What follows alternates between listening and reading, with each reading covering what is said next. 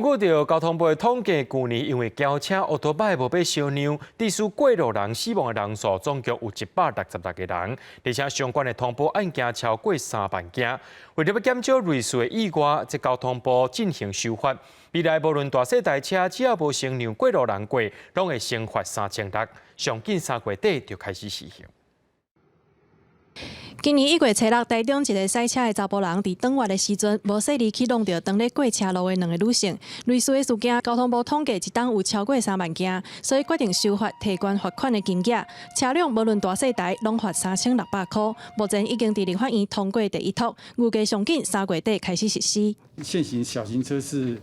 2000元，然后大型车是2800元。那我们就是一律呢，就是把它依照 整个查罚金额最高额处罚3600元。那对于那个没有礼让白手杖拿白手杖或者是导盲犬有视障功能障碍者先行通过的话，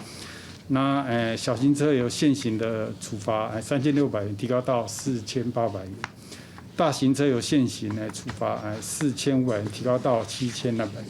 车甲人相济要过，面对外国媒体点出台湾是过路人的地角，交通部回应，若准是过路人，哪行哪算拖累交通。除了尽力宣导过车路爱赶紧以外，嘛会考虑调整交通号志才会设备。行人绿灯延后开启，就是车子先走，车辆先走到一个程度之后呢，再行人再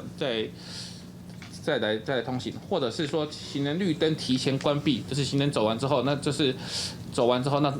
保留一定时间让车子可以右转哈。第三个或是车辆右转的绿灯延后开启。交通部强调，车让人紧行，望透过提悬罚款、调整设备的方式，减少路口的意外。记者麦尚英、曾正佑台北报道。